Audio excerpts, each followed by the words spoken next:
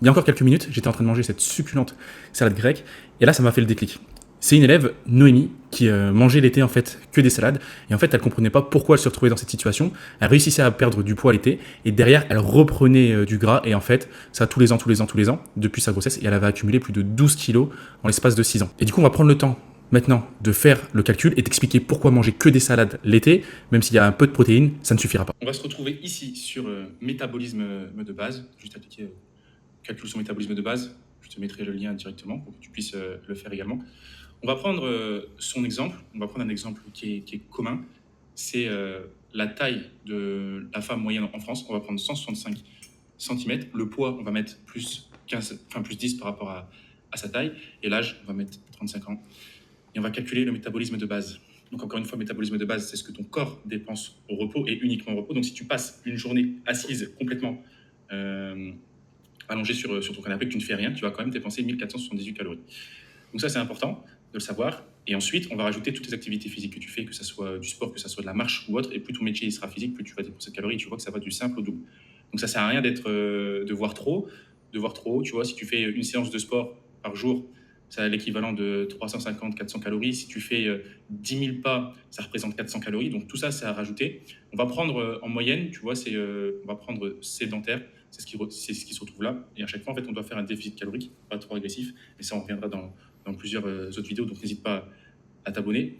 Et donc, on va prendre 1770 calories. Ça, c'est ce que tu devrais manger si tu fais 1m65, 32 ans et 75 kg pour perdre du gras de manière efficace. Donc, on va faire un petit déficit très léger. Donc, on va se fixer 1600 calories.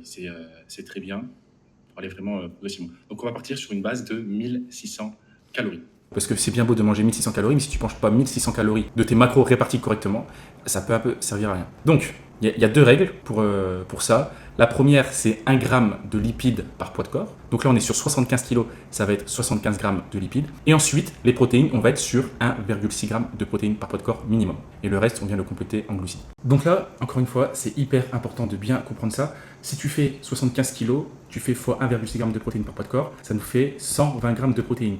Et là, comme tu vois à l'image, avec la salade grecque, juste avec la feta, on est à 17 g de protéines, donc ce qui représente 15% de ton apport en protéines journalier.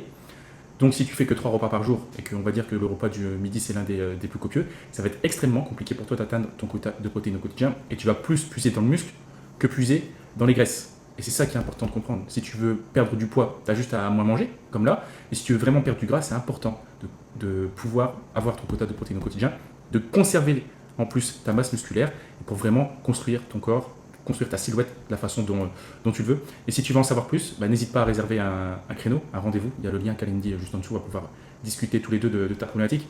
Encore une fois, moi je suis vraiment là pour apporter un maximum de valeur dans les vidéos, donc n'hésite pas également à t'abonner. Je poste assez régulièrement plusieurs vidéos par semaine et en dessous je te mets également mon Instagram. Maintenant qu'on sait où on a fait une erreur, le but c'est de corriger cette erreur. Et la seule façon de faire, c'est comme tu vois sur la photo, tu vois, j'ai rajouté du poulet pour augmenter mon apport en protéines au quotidien. Et tu feras hyper attention parce qu'à chaque fois que tu vas cuisiner, si tu mets de l'huile d'olive, si tu mets à chaque fois une cuillère à soupe, tu montes vite à 90 calories. Mais en termes de lipides, tu vois, on est déjà à 57 grammes. Donc c'est important de ne pas dépasser 1 gramme de lipides par poids de corps.